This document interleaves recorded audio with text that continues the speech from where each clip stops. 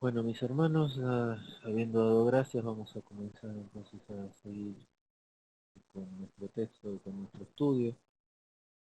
Recuerdan que estamos viendo la materia de teología propia, estamos viendo conocer más a Dios. El punto que dejamos el lunes pasado es el punto 2, la conocibilidad de Dios. El punto A, que ya lo hemos visto, hablaba de que Dios es incomprensible, pero sí es conocible, que Él anhela que nosotros lo conozcamos.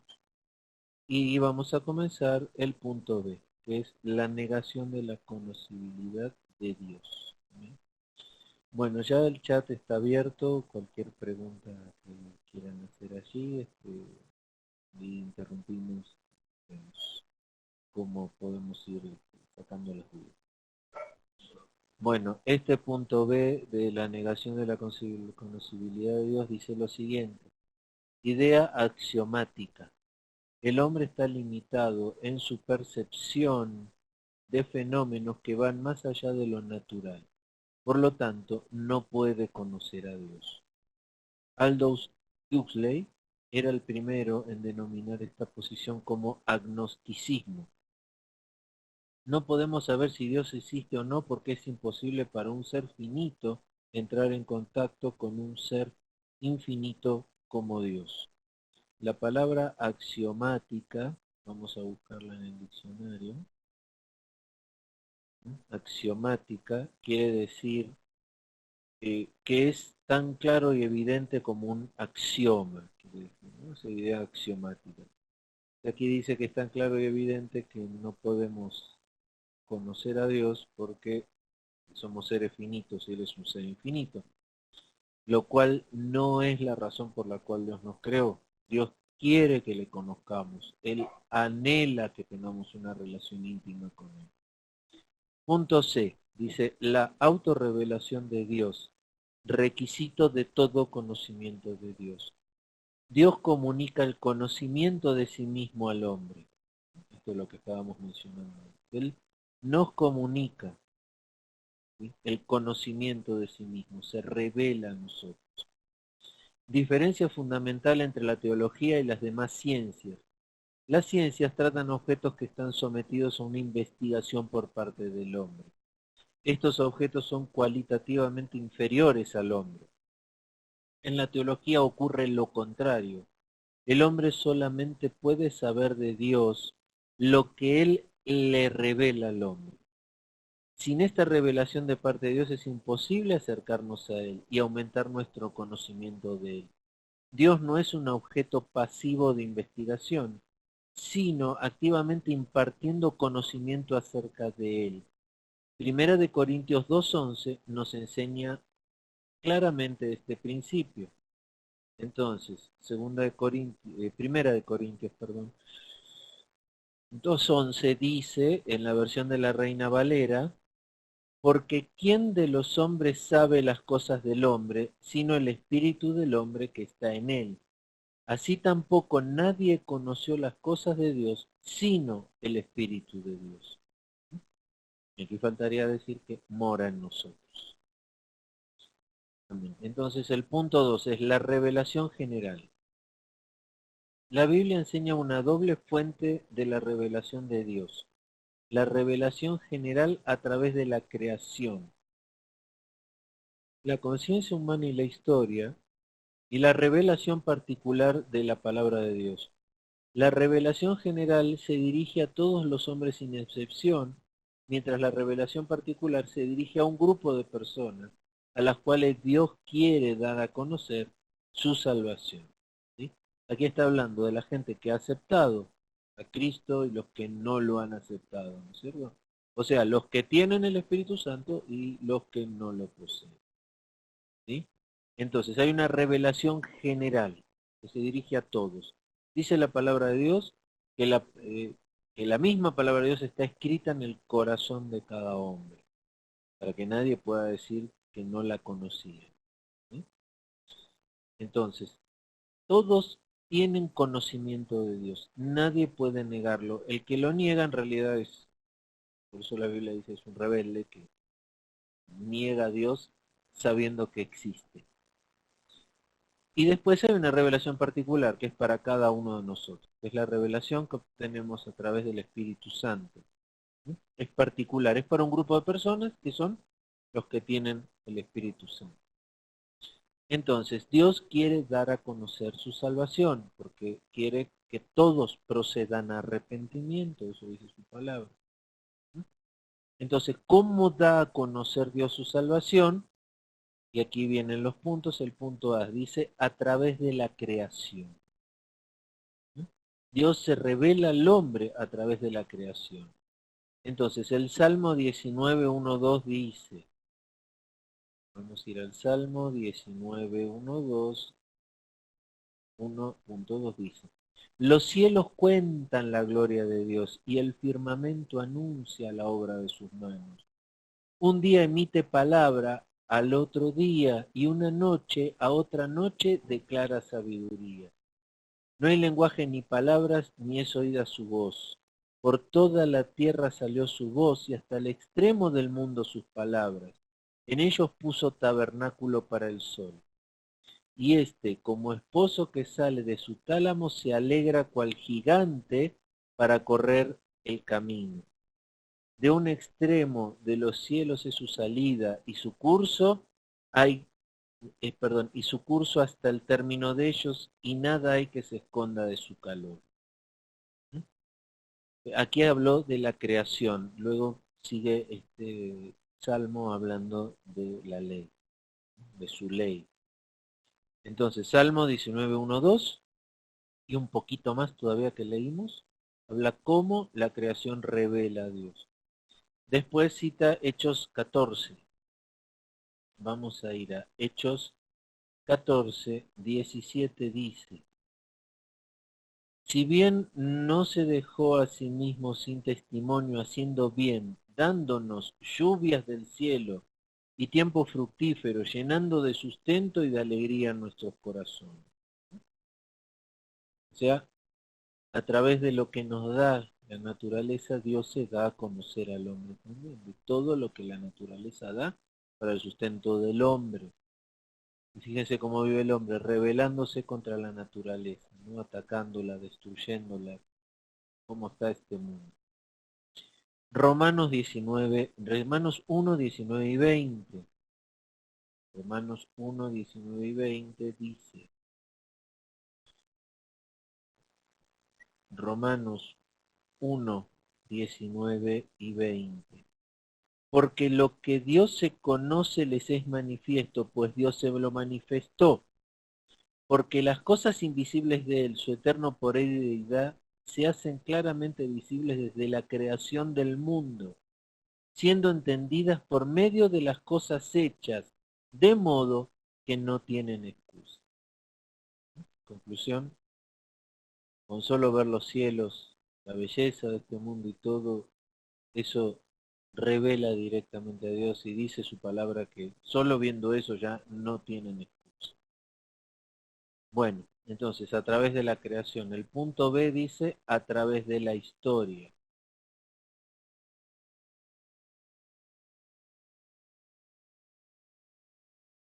Hay una pregunta. Buenas noches a todos. Buenas noches. Bien, seguimos entonces. Punto B. A través de la historia.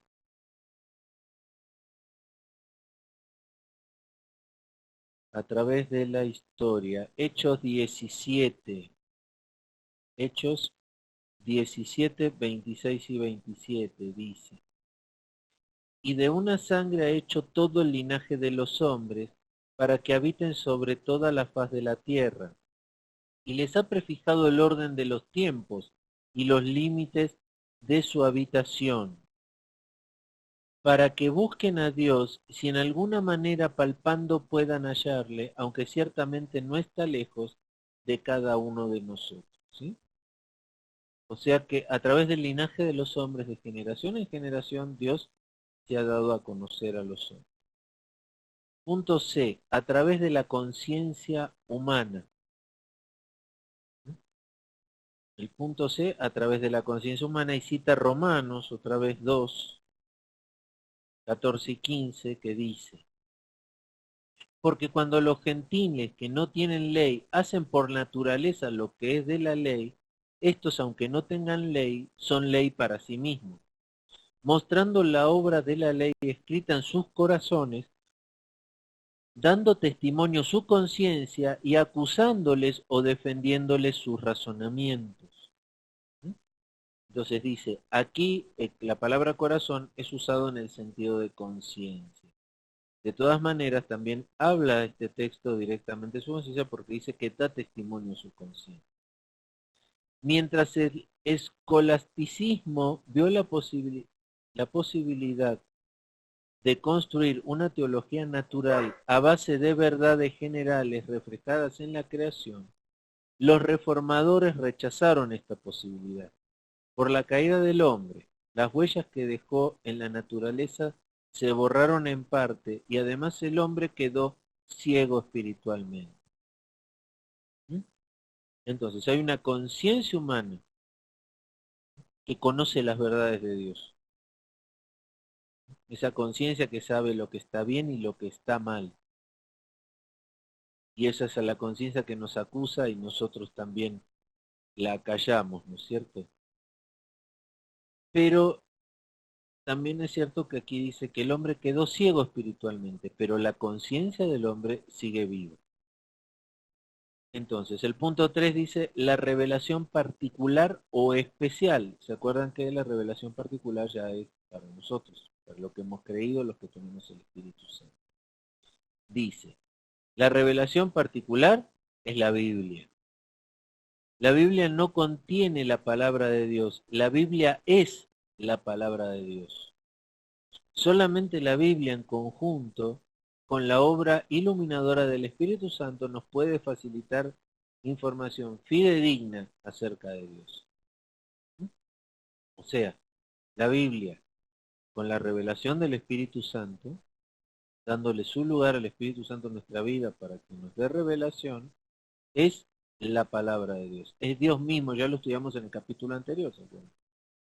Que depende cómo es nuestra relación con la palabra, es como es nuestra relación con Cristo, porque Cristo es el verbo, es la palabra.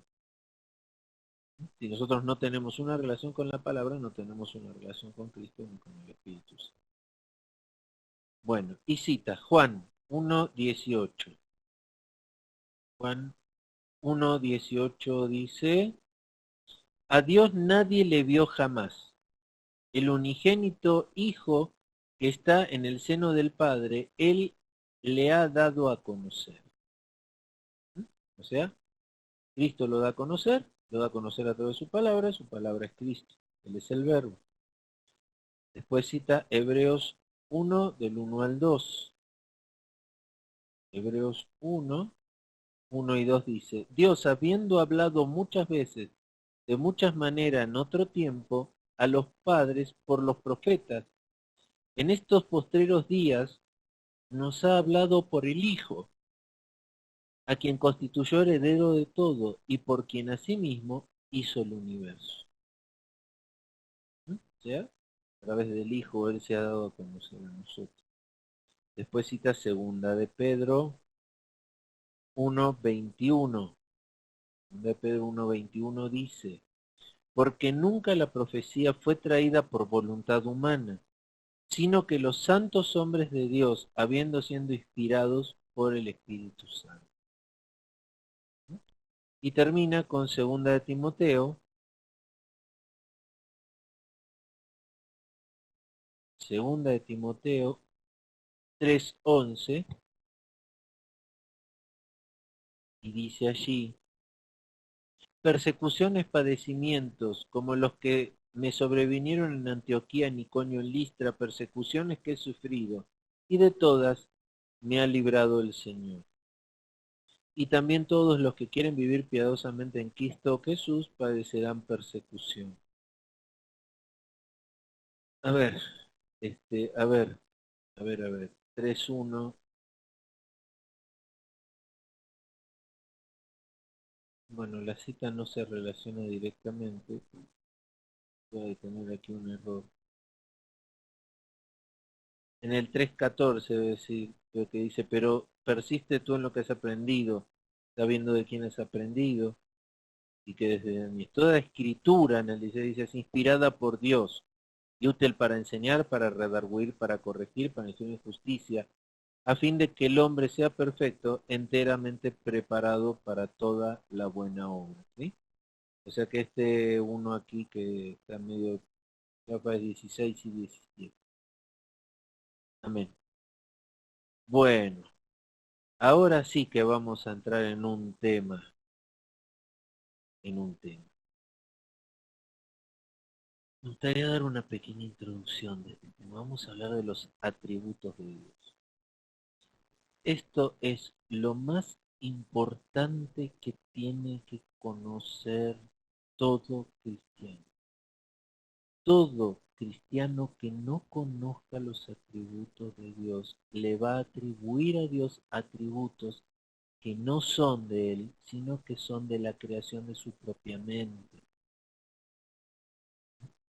Porque el ser humano, quiere que Dios sea como a Él le parece que tiene que ser, de acuerdo a veces a sus propios pareceres, culturas, necesidades, lo que sea.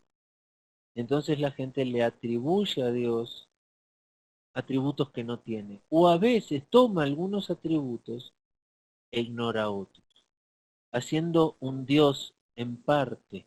Y ese Dios en parte no es el Dios de la Biblia, es el Dios de su mente. Y la gente comienza a adorar a ese Dios hecho en su mente, y esa adoración se llama idolatría, porque se está adorando a un Dios hecho en la mente del hombre y no al verdadero Dios. Y de esto es lo que tenemos que cuidarnos todos los cristianos y conocer muy bien a Dios, sus atributos, porque entonces al conocerlo vamos a adorar al verdadero Dios. Y también vamos a entender muchas cosas de por qué Dios actúa de la manera que actúa. Mucha gente dice no comprendo a Dios, no comprendo a Dios porque Dios hace cosas que no entiendo. Obviamente han hecho un Dios parcial. Normalmente toman el amor, la misericordia, lo que les gusta y omiten la justicia y demás atributos de Dios, que no pueden ser omitidos. Dios no puede hacer misericordia sin justicia. ¿Amén? Entonces, esto que vamos a estudiar, ustedes yo ya se los mandé en el grupo, yo diría que lo copien aparte, lo tengan siempre presente para repasarlo de vez en cuando, este punto 3 de los atributos. Entonces, dice, la importancia de conocer a Dios, acordándose del Señor. Nehemías 4:14, aquí yo he copiado varios textos, he usado tantas veces este texto, es tan importante para enseñarle a los cristianos que ya hasta puse los versículos aquí, que ya están a la vista en color así azul cielito, azul más clarito. Nehemías 4:14 dice, después miré y me levanté y dije a los nobles y a los oficiales y al resto del pueblo, no temáis delante de ellos, acordaos del Señor grande y terrible y pelead por vuestros hermanos, por vuestros hijos y por vuestras hijas y por vuestras mujeres y por vuestras casas. ¿Sí?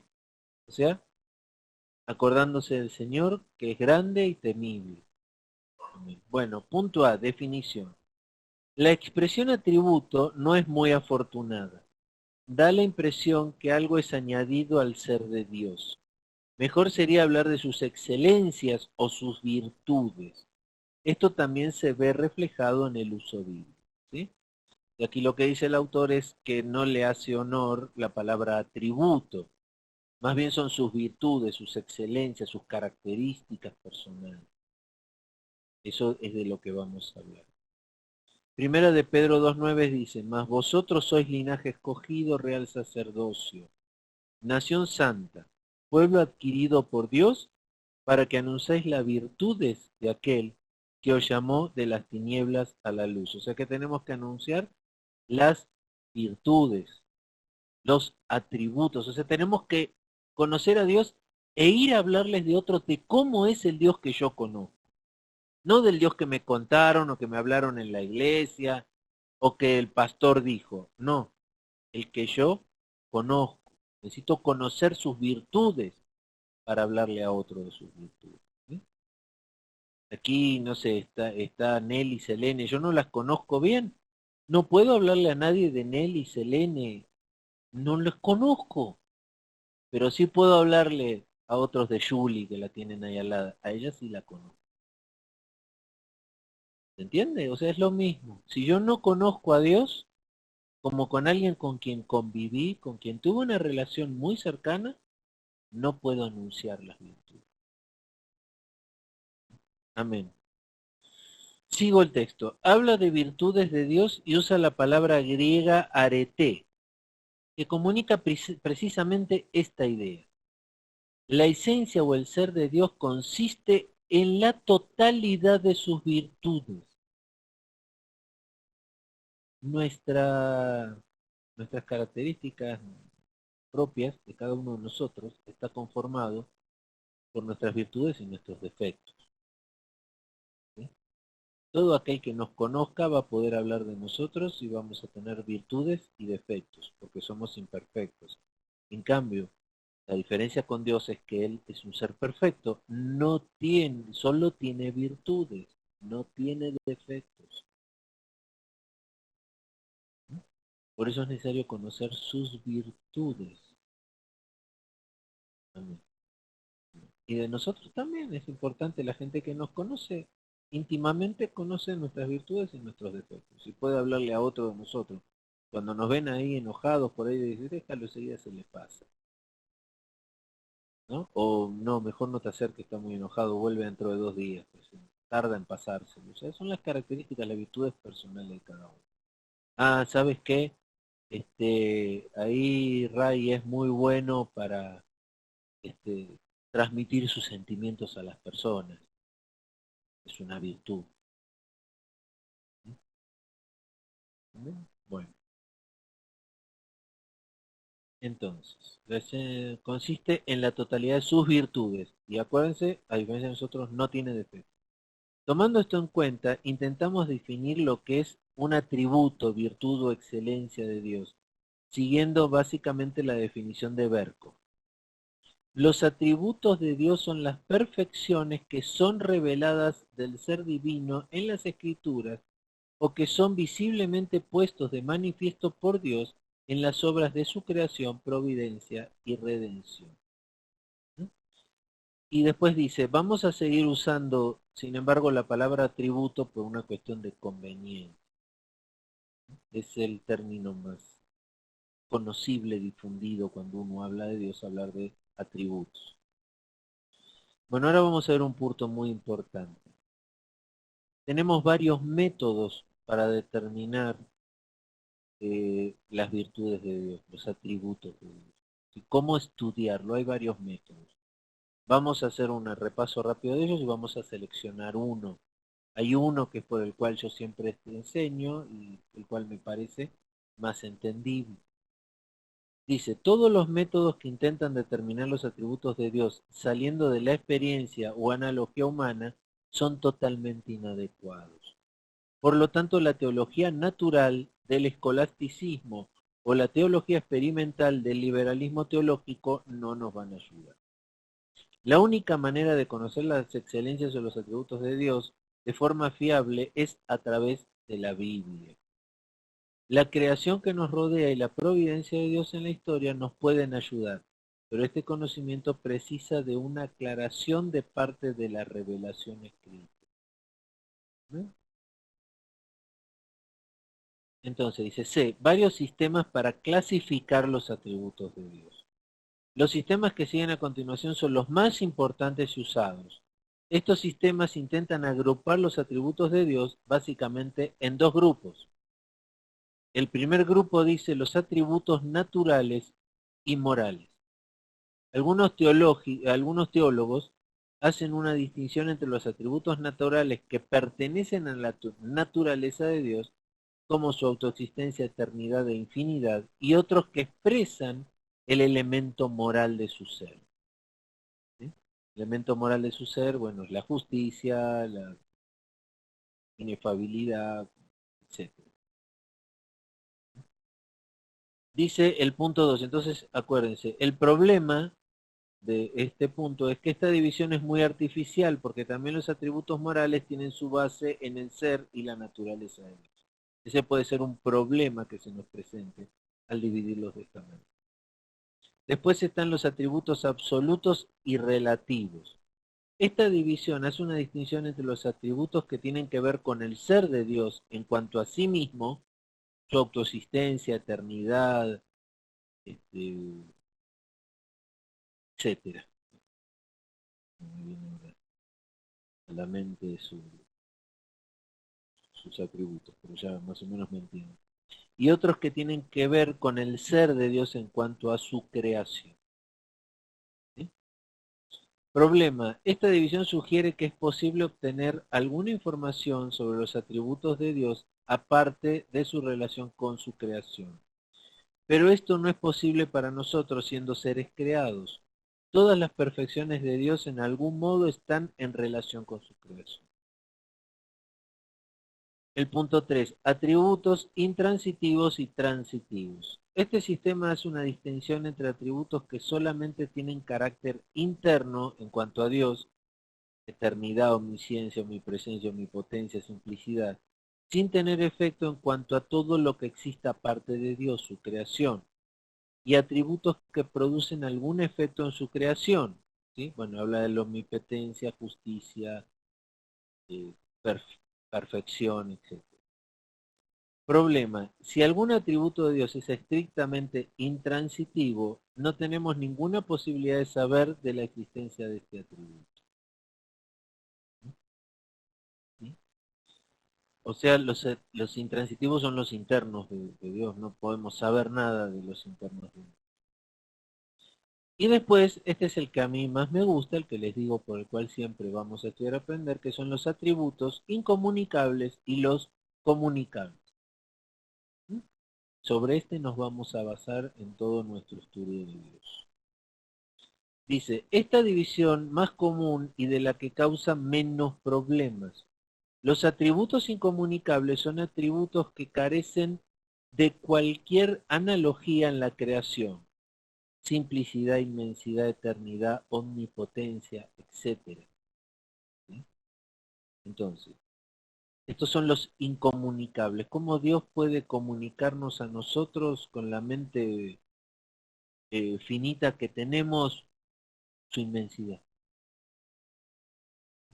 Yo justamente hoy estaba viendo unos documentales donde explicaban que si viajáramos 10 veces a la velocidad de la luz, de todas maneras tardaríamos eh, años en llegar a nuestra estrella más próxima y miles de años en llegar a la siguiente. ¿No? Así de grande es el universo que nos rodea, es increíblemente grande. No puede entrar en nuestra mente lo terriblemente grande que es el universo en el que estamos viviendo. Y para colmo, sigue en expansión. Entonces, ¿cómo puede comunicarnos Dios la inmensidad de esta que es una pequeña creación de Él? Es una pequeña creación que Él creó para que nosotros existamos, porque su trono está más allá en los cielos, más allá de este universo que nos rodea. Es inentendible por nuestra mente su inmensidad, su eternidad, cómo nosotros seres finitos podemos entender que Él existe desde siempre y va a existir siempre, cuando para nosotros todo tiene principio y fin. Eh, su omnipotencia, que con solo decir hágase la luz se hizo. O sea, esos son los atributos incomunicables de Dios.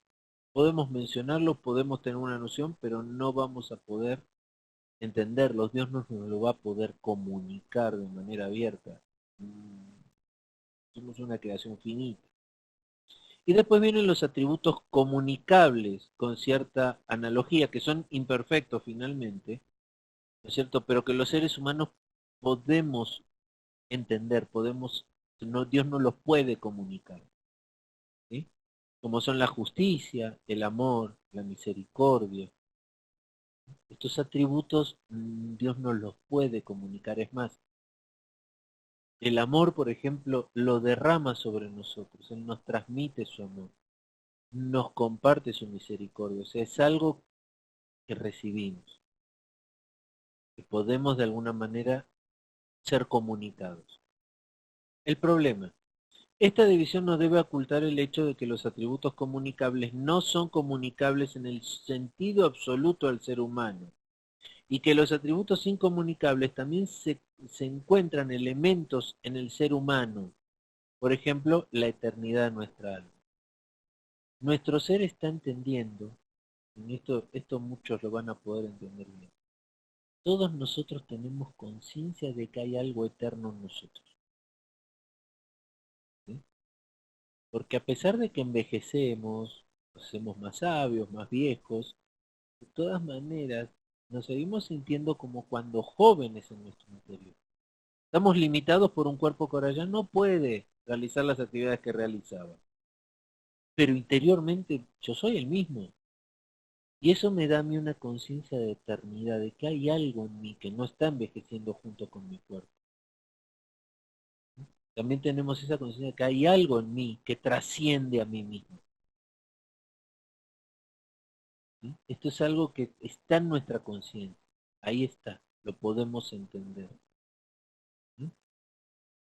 Entonces, aquí justamente menciona eso. Tenemos una conciencia de la eternidad de nuestra alma. Está ahí formada dentro de nosotros. Entonces, algo incomunicable como es la eternidad, está de alguna manera en nosotros, en la conciencia, en nuestra conciencia. Dice, todas estas divisiones de una u otra forma, sin embargo, toman en consideración una división que tiene que ver con los atributos que se refieren a Dios tal como es, y otro grupo de atributos que se refiere a su relación con su creación. ¿Sí? Aquí seguiremos la división de Berkov, que está en la mayoría de los teólogos. A ver, hay una pregunta.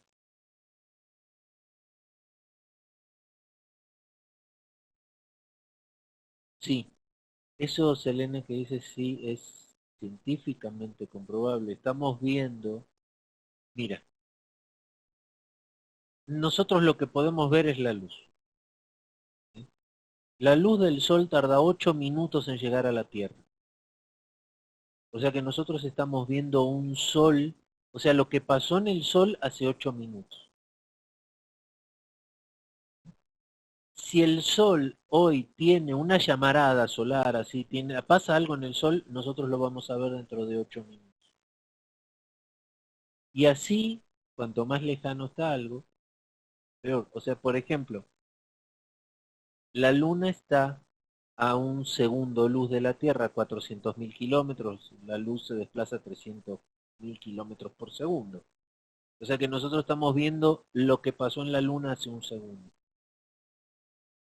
Y cuando algo está más lejos, por ejemplo, nuestra estrella más cercana, Alpha Centauri, está a 4.5 años luz de distancia. Nosotros, si tienes un telescopio poderoso y puedes ver Alpha Centauri, la estrella más cercana a nuestro sistema solar, estás viendo lo que pasó hace 4 años y medio. Si esa estrella hoy explotara, tú te darías cuenta dentro de 4 años y medio. Esto es una cuestión científica, es por la velocidad de la luz. O sea, es parte de la creación de Dios. Dios por alguna razón le puso un límite a la velocidad de la luz. No es instantáneo. No podemos ver las cosas de manera instantánea. Y peor con el sonido, que se desplaza a 340 metros por segundo. Habrás visto muchas veces que ves un rayo, pero recién lo escuchas varios segundos después, porque el sonido viene más despacito. Entonces, si no ves el destello de un rayo, cuando escuchas su sonido, ese rayo ya pasó hace segundos, dependiendo de la distancia que esté.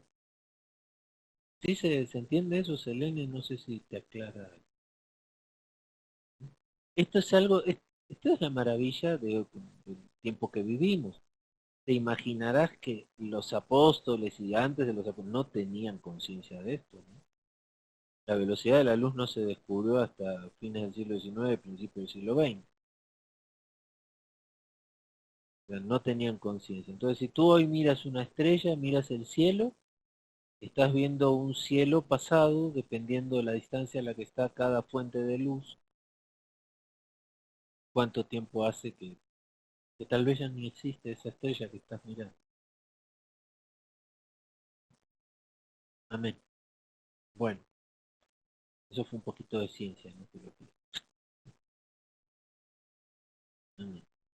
Bueno, eh, cuidado, la ciencia no es mala, siempre y cuando con la ciencia le demos la gloria a Dios. Nada que le dé la gloria a Dios es malo.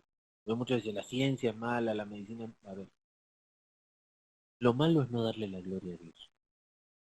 No importa tu campo de experiencia o tu campo de expertise, puede ser psicólogo, médico, abogado, bueno, está difícil, ¿no? Abogado o algún otro. Si tú en tu vida utilizas ese conocimiento que Dios te permitió tener del mundo para darle la gloria a Él, está bien. El problema es cuando tú utilizas ese conocimiento que tal vez obtienes este mundo para darte la gloria a ti. Es donde dejas a Dios fuera de tu vida, donde entonces Dios no te conoce, no conoces a Dios. Y no pudiéramos estar hablando de sus atributos. Lo que hablamos de la ciencia hace un rato, para mucha gente es la verdad absoluta, que si la ciencia no lo dice, no puede ser, y descartan a Dios totalmente de la creación, de la ciencia. Entonces, con la misma ciencia que hablamos, podemos darle la gloria a Dios. En este caso hablamos del tiempo que tarda la luz en llegar, que tal vez las estrellas, y así es como Dios manifiesta su gloria. Dios lo hizo así porque Él quiso que fuera así. Para que nosotros lo veamos y digamos, Señor, qué inmenso es este universo que creaste para tu gloria. Pero todo lo que aprendamos de este universo es para su gloria. ¿Está bien? Un médico que le da la gloria a Dios porque hizo una intervención muy difícil y exitosa y salvó la vida de alguien y le da gracias y gloria a Dios, por eso está bien. Pero si ahí dice, bueno, yo lo salvé, yo fui el que se está dando la gloria a sí mismo. ¿Se dan cuenta la diferencia? Como uno con lo mismo puede estar bien o puede estar mal.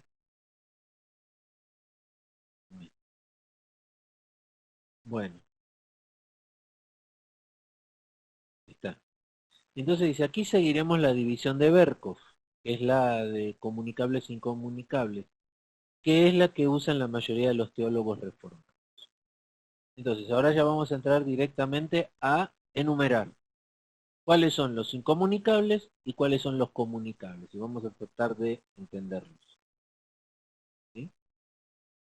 Esto es lo más importante que van a estudiar en su vida respecto de Dios. Es la base, es la piedra fundamental donde se empieza a construir. ¿Sí? Cristo es la piedra fundamental que descartaron los constructores. Esta es la piedra fundamental. Si nosotros basamos todo nuestro conocimiento de Dios en esto, vamos a construir sobre roca. Si no basamos nuestro conocimiento de Dios en esto, construimos sobre arena. Porque entonces va a temblar todo nuestro conocimiento de Dios. Porque no le conocemos a Él finalmente. Amén.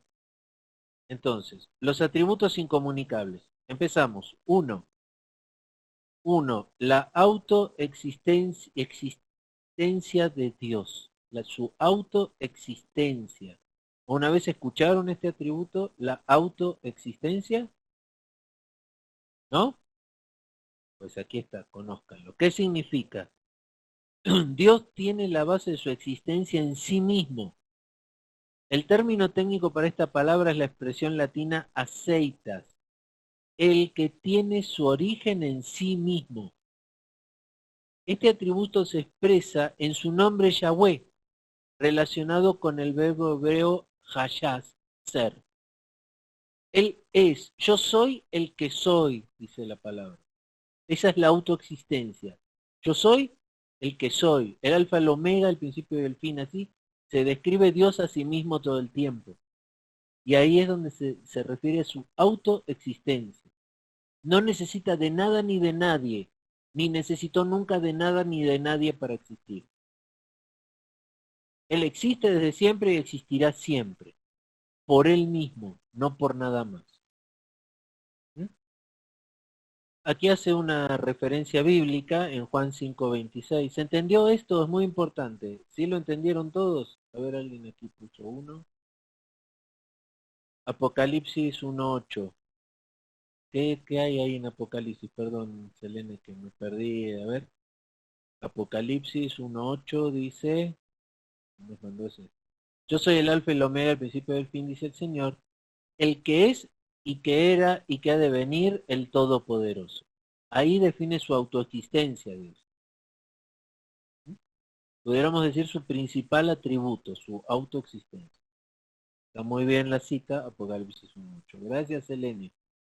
Ahora vemos Juan 5:26, que es el que nos pone aquí el autor. Juan 5:26 dice, porque como el Padre tiene vida en sí mismo, así también ha dado al Hijo el tener vida en sí mismo. Aquí está la autoexistencia, tiene vida en sí mismo. No necesita de quien le dé vida, en sí mismo está la vida. Dice, aquí seguimos con el texto. Dios es independiente en sus pensamientos. Romanos 11:33-34. Aquí está el texto ya aquí. Oh profundidad de las riquezas de la sabiduría y de la ciencia de Dios. Cuán insondables son sus juicios e inescrutables sus caminos. Porque ¿quién entendió la mente del Señor? ¿Quién entendió la mente del Señor? ¿O quién fue su consejero? Entonces, Dios es independiente en sus pensamientos. Punto 1. Punto 2. Es independiente en su voluntad. En su autoexistencia está contenida sus pensamientos y su voluntad. Daniel 4:35 dice, todos los habitantes de la tierra son considerados como nada, y él hace según su voluntad en el ejército del cielo y en los habitantes de la tierra. Y no hay quien detenga su mano y le diga qué haces. ¿Sí? Entonces, sus pensamientos y su voluntad son parte de su autoexistencia. Romanos 9:19. Pero me dirás, ¿por qué pues inculpa? Porque ¿quién ha resistido a su voluntad? Ahora habla de su poder, que también está contenido dentro de su autoexistencia. Salmos 115:3. Nuestro Dios está en los cielos, todo lo que quiso ha hecho. Y agregaría, y todo lo que quiera va a hacer. Amén.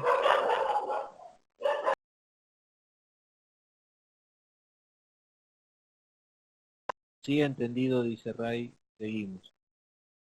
Bueno, entonces, aquí terminamos con el primer atributo, la autoexistencia. ¿Sí? ¿Todo entendido? ¿Estamos bien? Vamos a anotar en nuestros cuadernitos la segunda. La segunda es, ¿se acuerdan que estamos viendo los incomunicables? ¿No? Y dice la unicidad de Dios. Unicidad de Dios. Significado, Dios es el único de su género. Solamente hay un Dios y por lo tanto es único. Todas las demás cosas existen por medio de este Dios. O sea, unicidad se refiere a único. Es único. No hay otro.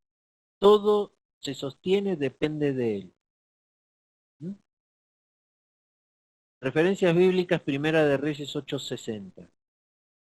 Dice, a fin de que todos los pueblos de la tierra sepan que Jehová es Dios y que no hay otro. No hay otro. Dios es único. Su atributo, la unicidad. El que no entiende bien este atributo se confunde cuando viene la gente, le tiene que hablar a alguien de Dios y la gente dice, no, los dioses, muchos dioses.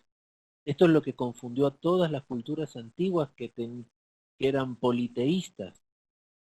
No podían entender la unicidad de Dios, entonces necesitaban muchos dioses para cubrir todos los aspectos de la vida. Pero Dios es único. Dice 1 Corintios 8:6. Para nosotros, sin embargo, solo hay un Dios, el Padre, del cual proceden todas las cosas, y nosotros somos para Él y un Señor, Jesucristo, por medio del cual son todas las cosas, y nosotros por medio de Él. Deuteronomio 6:4. Oye Israel, Jehová nuestro Dios, Jehová uno es. Ah, le gustó a Selene. Amén. Jehová uno es. Esa es la unicidad.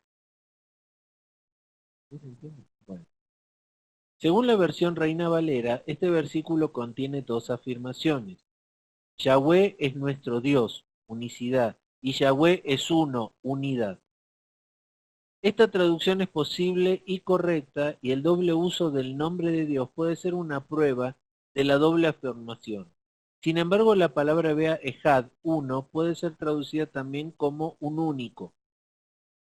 Esa traducción parece ser aún mejor que la Reina Valera. En este caso, este versículo no enseña tanto la unidad de Dios, sino su unicidad. El Dios de Israel es el único que tiene derecho a este título. Más citas. Zacarías 14:9. Y Jehová será rey sobre toda la tierra. En aquel día Jehová será uno y uno su nombre.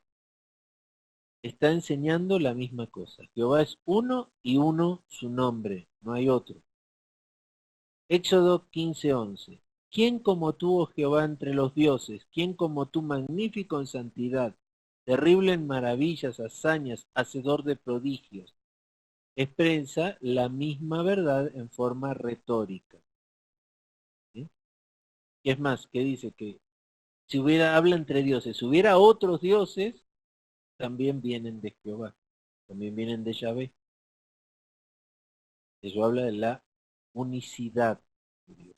Y ahora viene el otro término que se puede confundir, el otro atributo de Dios, el tercero que vamos a estudiar, que es la unidad de Dios.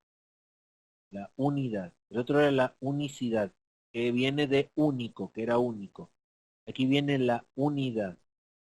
Este atributo tiene que ver con la unidad del ser de Dios. Tres personas no forman un Dios que tiene una triple esencia. Tampoco se puede diferenciar el ser de Dios de sus atributos. Dios forma un todo que es invisible. Por eso la Biblia incluso puede identificar a Dios con sus atributos. Dios es amor, Dios es justicia. O sea, la unidad de Dios, ¿sí? Que Dios es uno. Son tres personas en uno. Solo es un Dios, con tres personas, tres manifestaciones, pero del mismo Dios. Están unidos. Hay unidad en Dios. Referencias bíblicas vuelve a citar Deuteronomio 6:4, que le gusta a Selene, que dice, Oye Israel, Jehová nuestro Dios, Jehová uno es. Dependiendo de nuestra traducción, este es un versículo que enseña esta verdad, que además, aunque no mencionada explícitamente entre otros lugares, forma parte de la doctrina de la Trinidad por deducción. De aquí nace la doctrina de la Trinidad, de la unidad de Dios. Amén. Miren, vamos a ver otras traducciones. Deuteronomio 6:4. Deuteronomio 6:4. Voy a poner aquí el Word. Un segundito. No, tú no.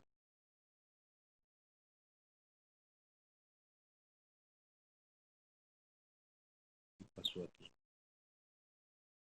No, se me fue el texto. Se me fue el texto. Ay, se me fue. Toqué algo. Un segundito, no. No, 17. Estamos en la unidad de Dios. Estábamos viendo este texto, ¿sí? Deuteronomio 6:4.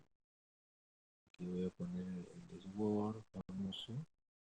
Vamos a sacar esto para que esté un poquito más grande. Vamos a sacar también este de aquí abajito. Y es el Oye Israel, Jehová, nuestro Dios, Jehová uno es. Vamos a compararlo con otras versiones. Escucha Israel, el Señor nuestro Dios es el único Señor. Oye Israel, el Señor nuestro Dios, el Señor uno es. Escucha Israel, miren la BNP. Dice, escucha Israel, el Señor nuestro Dios es solamente uno. Acá dice, oye Israel, el Señor nuestro Dios es el único Dios, en Dios habla hoy. Otra versión. Oye Israel, Yahvé nuestro Dios es el solo Yahvé, en la nácar columna. Escucha, oh Israel, el Señor es nuestro Dios, el Señor uno es. En la NBI, escucha Israel, el Señor nuestro Dios es el único Señor. Uno es, uno es, uno es, uno es, uno es. Es la traducción más utilizada, ¿no? Miren, uno es, uno es, uno es, uno es, uno es. ¿No? Así que aquí es el Yahvé único. Nuestro Dios es el único Yahvé. Son las distintas traducciones más modernitas. Vuelvo al Reina Valera, lo vuelvo a correr para que continuemos con esto. Bien. Seguimos por aquí. Dependiendo de nuestra traducción, es un versículo que enseña esta verdad, que además, aunque no menciona explícitamente en otros lugares, forma parte de la doctrina de la Trinidad por deducción. Problemas. Esta doctrina no contradice la doctrina de la Trinidad. La unidad tiene que ver con la esencia o el ser de Dios. La Trinidad con su subsistencia. ¿Mm? Incluso la palabra hebrea ejad da lugar para la doctrina de la Trinidad. En hebreo existe otra palabra que significa uno o unido, y es la palabra shahid. Esta palabra significa unidad total en todos los sentidos, a diferencia de la palabra ejad, que deja lugar para una unidad esencial y pluralidad personal. Por ejemplo, cuando en Génesis 2:24, por tanto dejará el hombre a su padre y a su madre y se unirá a su mujer y serán una sola carne, cuando habla de unidad matrimonial la palabra es ejad y no yahid. Bueno, y aquí entonces terminaríamos con la unidad de Dios. Y vamos a entrar al punto 4, que es la infinidad de Dios. Estamos viendo los atributos incomunicables, que son más difíciles de estudiar y de entender, los incomunicables. ¿Sí? La infinidad de Dios, significado. A pesar del hecho que nuestro Dios es un Dios personal, con el cual podemos entrar en comunión, también es verdad que este Dios es un ser infinito.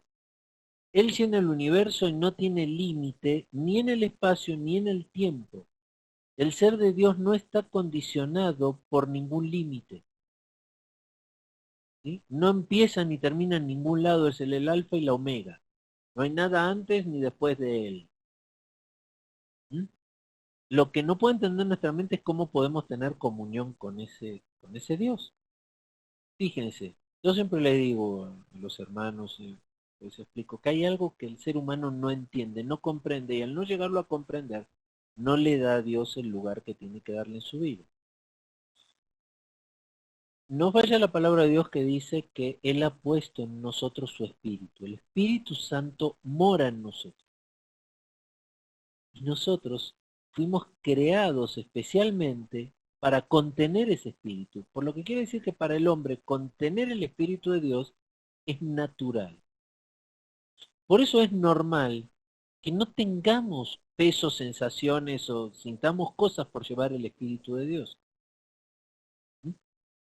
Un tanque de gas siente algo diferente por llevar gas, fue hecho para llevar gas, para soportar gas. Entonces, al ponerle gas, sigue siendo el tanque, no se deforma, no cambia nada, o sea, sigue siendo el mismo tanque. Vacío de gas o lleno de gas sigue siendo el mismo tanque. A nosotros nos pasa lo mismo. El Espíritu Santo entra a morar en nuestro ser y es tan natural que esté ahí porque fuimos hechos para eso, que no hay fuego de colores, no hay luces, no hay calor, frío, sensaciones, ¿sí? Es algo que naturalmente pasa. Acá Ray puso ahí un grupo conocidos como los Solo Jesús, que este atributo lo llevan a un extremo donde termina negando la Trinidad. Obviamente, Ray, o sea, todo extremo está mal. Todo extremo te lleva a una herejía. Todo. Amén. Híjole, si hablamos de herejía, Ray, ¿sabes qué? Podríamos quedarnos hablando. No terminaríamos nunca. El hombre ha sido tan creativo para creer y decir tonterías que, apartadas de Dios, obviamente. Bueno, entonces, entiendan esto, que él no lo puede entender. Hay gente que viene y me dice, es que yo quiero vivir mi salvación, quiero vivir mi sensación del Espíritu morando en mí. Pues no lo vas a vivir, o sea, es natural, está ahí y para eso fuiste hecho. No va a haber peso, no vas a sentir un cambio en tu vida cuando el Espíritu Santo entre, porque fuiste hecho para que esté ahí. No hay nada especial, no hay nada raro, no tiene por qué pasar nada raro, no van a haber fuego de colores ni estrellitas. ¿Mm? Ahí va a estar, ahí te va a acompañar, ahí va a morar y es su morada. Somos el templo del Espíritu Santo, fuimos hechos para que more en nuestros corazones. No es raro para el ser humano que el Espíritu Santo esté ahí. Es más raro que no esté. Eso es lo que no entiende el mundo. Más raro es estar, por eso la gente anda desesperada y perdida cuando no está, porque ese contenedor está vacío, está faltando. También. A pesar del hecho que nuestro Dios es un Dios personal con el cual podemos entrar en comunión, también es verdad que Dios es un ser infinito. Él llena el universo y no tiene límite ni en el espacio ni en el tiempo. El ser de Dios no está condicionado por ningún límite. La infinidad de Dios define y condiciona algunos de sus atributos. Todos los atributos de Dios están relacionados, por eso le digo, no están enlazados uno con otro, no se pueden separar. No puedo tomar algunos atributos de Dios y dejar de lado otros, es imposible. Dios es como es, Él es así, y todo está entrelazado. Nosotros mismos, que estamos hechos a imagen y semejanza de Dios, también nuestras características personales están enlazadas. Formamos un todo con todos nuestros atributos y defectos. Formamos un todo y la gente que llega a intimar con nosotros y a conocernos sabe cómo estamos formados. Sabe muy bien qué nos hace saltar, qué nos hace sentir bien. O sea, nos conoce. Y somos un cúmulo inseparable de atributos, de virtudes, de defectos. Y Dios es un cúmulo inseparable de virtudes, sin defectos. La infinidad de Dios en el espacio se expresa en su omnipresencia. O sea, la omnipresencia es una manifestación de su infinidad. Es infinito, puede estar en todos lados al mismo tiempo. Miren, esto le voy a decir algo que es, me adelanto a otros temas como por ejemplo demonología, angelología, etcétera. Acuérdense de esto que les voy a decir. Es muy importante para movernos en nuestra vida con Dios. Dios es omnisciente y omnipresente. Satanás no. En su omnisciencia y omnipresencia, Dios conoce nuestros pensamientos, sabe lo que pensamos antes de que nosotros mismos lo sepamos. Él intercepta nuestros pensamientos del corazón a la mente, ahí los intercepta antes. Antes que nosotros lo sepamos, ya sabe lo que pensamos. Pero el diablo no es omnisciente ni omnipresente. Él no puede conocer nuestros pensamientos. Nuestros pensamientos son el lugar secreto con Dios.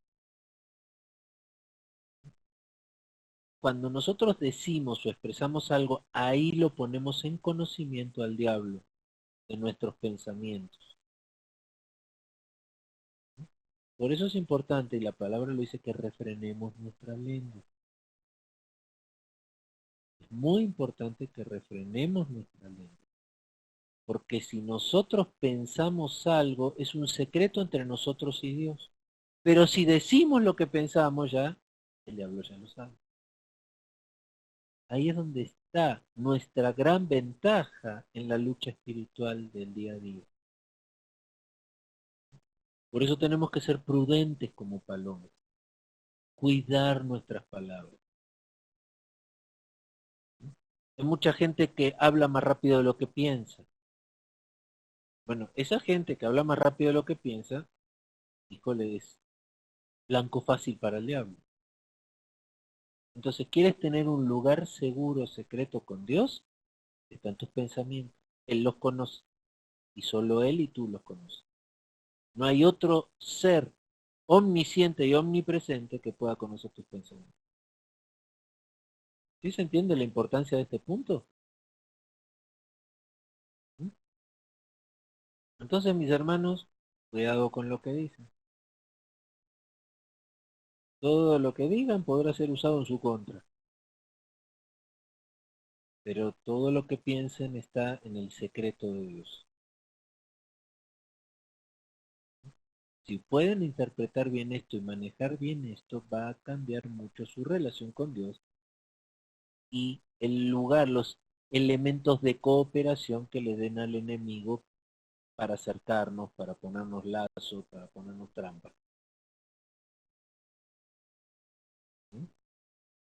El diablo necesita alguna expresión de nosotros para conocer nuestros pensamientos. Por ejemplo, si nos gusta una mujer, la mirada ahí, ¿no? No dijimos nada, pero no importa, ya nuestro gesto, o sea, nuestro lenguaje corporal también es entendido por el diablo. ¿Mm?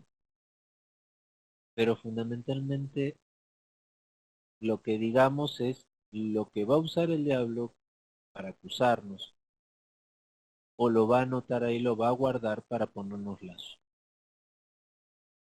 ¿No se dan cuenta que cada vez que discuten con alguien del mundo, dice, pero tú dijiste?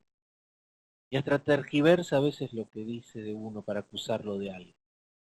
¿Quién se cree que está hablando? ¿Mm? Pero tú me dijiste tal cosa, aunque no haya sido ese el sentido de lo que tú dijiste. Ahí es donde el diablo te ata tus palabras. ¿Ven? Entonces, sabe muy bien para moverte en el mundo. En tus pensamientos hay intimidad con Dios. En tus palabras ya transmitiste lo que piensas o lo que crees o lo que te parece. Pero es importante muchas veces meditar en las cosas de Dios. Meditar mucho en las cosas de Dios. Ahí es donde normalmente está la mayor revelación. En la meditación. Porque ahí está la intimidad con Dios. Ahí en esa meditación. Hay una intimidad con Dios. Es algo que queda entre Él y tú. ¿Sí? ¿Entendió? Amén. Este es un punto importante cuando veamos demonología, angelología y todo eso. Amén. Bueno, me adelanté para ya dejárselos en el tintero para que desde ahora en más ya empiecen a saber cómo enfrentarse a las cosas del mundo, ¿no? Y dónde encontrarse con Dios y dónde darle elementos al enemigo para que nos ponga lazo. Amén, sigue. Entonces, sigo en el otro punto. La infinidad de Dios en el tiempo se expresa en su eternidad. La eternidad es parte de su infinidad. La infinidad de Dios en sus atributos comunicables se expresa en su perfección. Él es perfecto. Y la perfección es ya es un atributo comunicable. Por ejemplo, el amor de Dios es perfecto, sin ningún defecto o limitación. Es perfecto. Referencias bíblicas. Jeremías 23, 23, 24 dice: Soy yo Dios de cerca solamente, dice Jehová, y no un Dios desde muy lejos. ¿Se ocultará alguno, dice Jehová, en escondrijos que yo no lo vea? ¿No lleno yo, dice Jehová, el cielo y la tierra?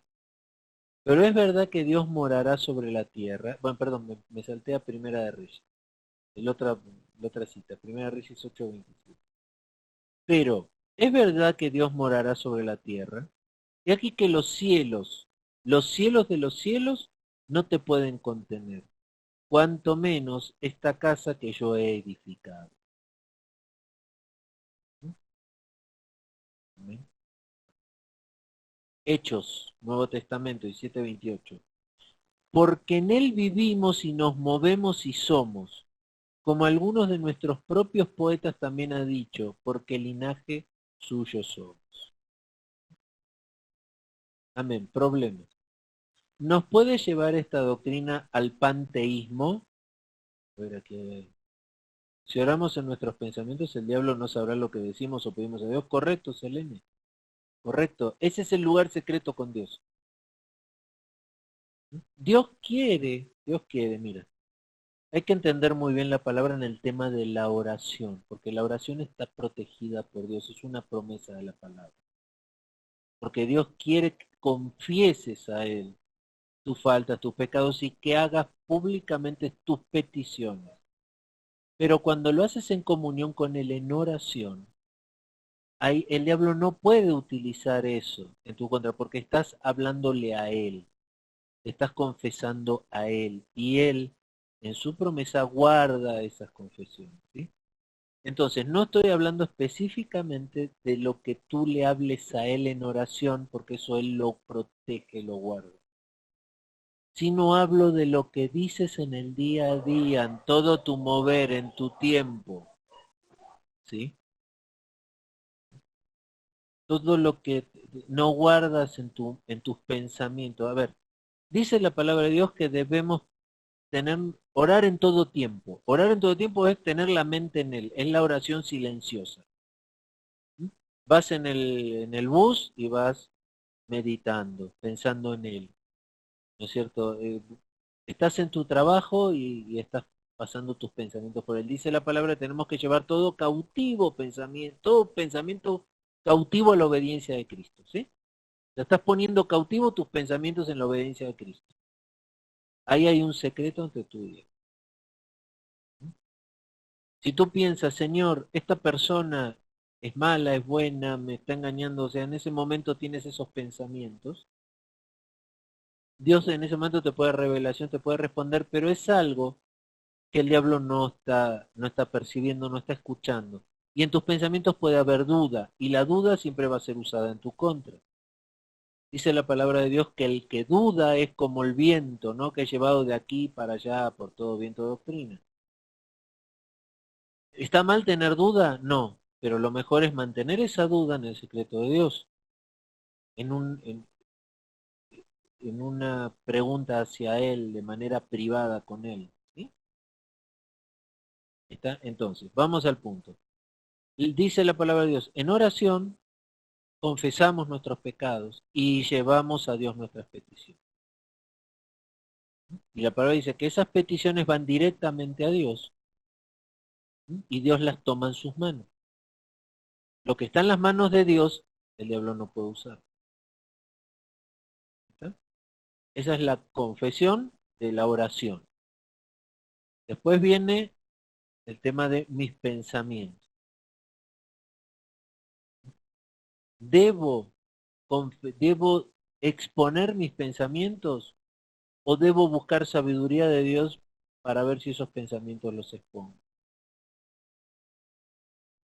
¿Mm?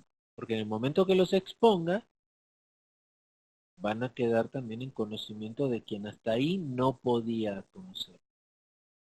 No sé si más o menos queda claro este punto, ¿no? La oración tiene que ser una intimidad con Dios. En esa intimidad es como que estás en tu habitación matrimonial con Dios. Las cosas ahí quedan entre tú y Dios. Nadie la va a poder usar en tu contra. Pero también hay que entender que la oración es una intimidad con Dios. Es un problema que realmente el cristiano entienda que la oración no es repeticiones vanas de palabras, no es citar versículos bíblicos. La oración es una plática en intimidad con Dios. Así debería ser la oración. Pero muchos cristianos hacen una oración fría, vacía, de repeticiones. Señor, te pido que me dé, Señor, mira, vela por papá, papá, papá, hasta agarro mi lista de oración y empiezo a enumerar todo lo que está en mi lista de oración, pero no estoy en esa situación de intimidad con Él. Si yo quiero pedirle algo a mi padre, vivo con mi padre, entro a la habitación de mi padre, cierro la puerta y cerrada la puerta, le pido a mi padre lo que quiero pedirle. ¿Sí? Porque si le pido a mi padre algo en la vía pública, a voz alta, nunca van a faltar los criticones del diablo que se van a aparecer, ay, mira cómo pide este cuate, ay, mira lo que hace, cómo se comporta con su padre. Porque ahí está el ejemplo, tú lo expresaste fuera de la intimidad y entonces aparece toda la crítica. Pues si tú lo haces con tu padre, en la intimidad de la relación con tu padre, ahí queda eso, ¿no? No es un tema tan fácil de entender.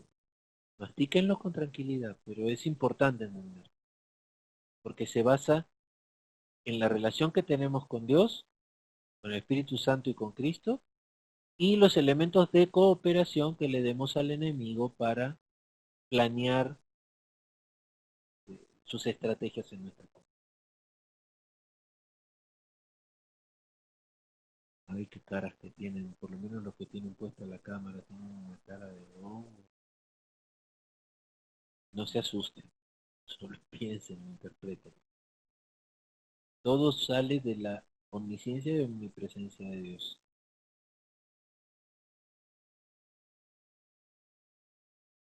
Bueno, mejor sigo antes de que me desmaye. Seguimos. Dice, no puede llevarse esta doctrina al panteísmo. Es importante entender panteísmo. El panteísmo significa doctrina y creencia según la cual todo cuanto existe participa de la naturaleza divina porque Dios es in- integrante del mundo, ¿no es cierto? O sea, el panteísmo es que todo es Dios. Vamos a resumirlo en una palabra. El panteísmo significa que todo es Dios, ¿sí? O sea, la naturaleza es Dios, o sea, Dios es todo. Pues no, esto no quiere que nos lleve a una doctrina panteísta.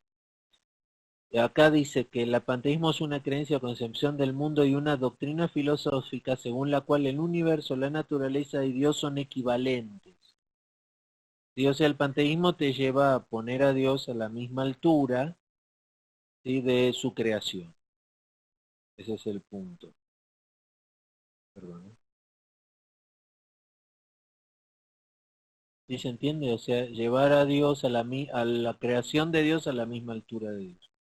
La suma la suma de todo lo que fue, es y será se representa por medio del concepto teológico de Dios. La palabra está compuesta del término griego pan y teos. Dios, así se forma una frase que significa todo es Dios y Dios está en todo. Era lo que les expresaba, ¿no? Es el panteísmo. Todo es Dios y Dios está en todo. No porque el hecho de que Dios sea un ser infinito no supone al mismo tiempo que todo lo que existe forma parte del ser de Dios. Esto era el gran error de Spinoza. Un espíritu infinito no incluye la existencia de la materia. Incluso es posible tener varias entidades infinitas a la vez. Por ejemplo, en la matemática, un número indefinido de líneas paralelas que son infinitas. Si hablamos de la infinidad de Dios, decimos sencillamente que a sus atributos no puede ser asignado ningún límite. ¿Amén? Bueno, yo diría que hasta aquí vamos a hacer una pausa, si les parece. Ya estamos a las 9:30, ya llegamos a nuestro horario tampoco. Me gustaría que lo que vimos hoy también lo mediten, lo repasen, por favor. Dedíquenle un poco de tiempo al Señor esta semana, un poquito, para repasar todo esto. No estamos en un tema fácil, estamos en un tema en el cual nuestra mente se resiste, porque nuestra mente es incapaz de conocer a Dios. Va a haber resistencia en nuestra mente, va a haber un yo creo, a mí me parece. Traten de eliminar todos esos pensamientos y simplemente ponerse en manos de Dios para que les dé esa revelación que tanto hace falta para este tema, ¿no? Es el tema más importante que van a estudiar en su vida cristiana. No hay tema más importante que este. Entonces, estamos quedando en la página 12 y vamos a empezar el punto 5, la eternidad.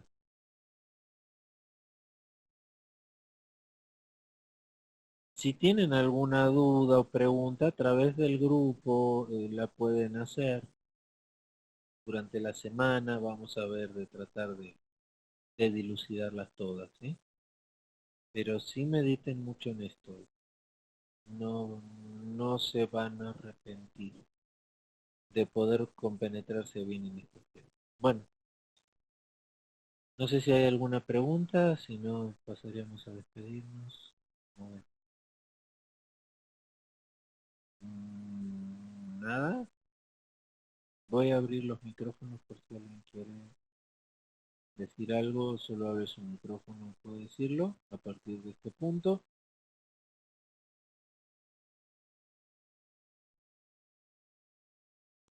Amén. ¿Realmente les Gracias, está pastor, muy pareciendo? interesante. Ah, bueno, eso iba a preguntar, si les está pareciendo positivo lo que estamos estudiando, si lo van entendiendo y entienden la importancia de esto, ¿no? Sí, hermano, muy interesante lo que menciona el secreto en Dios. Bueno, esto es algo que ya he aprendido hace muchos años. Dios me dio esa revelación, ¿no es cierto? De un día ponerme un par de cachetadas y decir, ya cállate tu bocota, ¿no? Habla conmigo, no le hables al mundo, porque en ese es el pecado en que se cae, ¿no? Uno cuando manifiesta sus pensamientos termina hablándole al mundo en vez de a Dios. Sí, sí, de hecho, muchos, o se tiene mucho la creencia de que si no se ora en voz alta, no vale. Si se ora en Entonces, la mente, entonces la si se ora en la meditación, mente, mande. entonces la Ah, sí, sí, meditación, sí, porque la palabra nos manda a meditar en las cosas de Dios, ¿no? sí, sí, sí, claro, claro. Además, la oración dice que nos dice hacer nuestras peticiones y confesar nuestros pecados. Ese es el fin de la oración. No más que eso. No manifestar nuestros, la oración no es para manifestar nuestros pareceres, nuestros gustos, nuestras inquietudes, ¿no es cierto? La oración específicamente dice que es para eso. Confesar nuestros pecados y llevar ante Dios nuestras peticiones. Entonces, en voz alta, en la oración que tenemos que hacer, justamente eso. Además, bueno, y darle la gloria a Dios, ¿no? O sea, Sí, darle la gloria a Dios, llevar nuestras peticiones y confesar nuestros pecados. Fíjense, cuando uno confiesa sus pecados, Dios lo escucha. El diablo lo escucha y Dios se da vuelta y mira al diablo y dice, usted ya me confesó. Lo que querías usar en su contra ya está en mis manos. ¿Mm? sí. Eso es lo que pasa en la oración. En cambio, mis pensamientos me traicionan a veces porque puedo llegar a decir, híjole, qué tonto es ese cuate. Y lo hacemos, ¿eh? Nos sale naturalmente, es parte de nuestra herencia adámica. Y cuando hacemos eso, el diablo sale corriendo y acusa. ¿Has visto ahí tu hijo como que dice que ama a todos como a sí mismo? Le damos elementos de cooperación al diablo para que nos ponga lazo. Sí, Por eso dice que seamos prudentes. Calladito te ves más bonito. Mi abuela decía que en boca cerrada no entran moscas.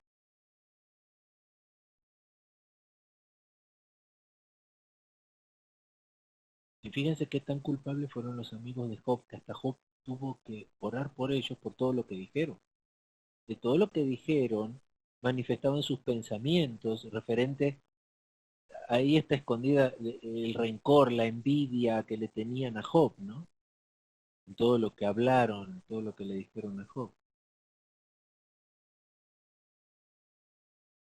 Y después, por eso Dios se enojó tanto y hizo que Job orara por ellos para perdonarlos por todo lo que habían dicho. O sea, manifestaron sus pensamientos.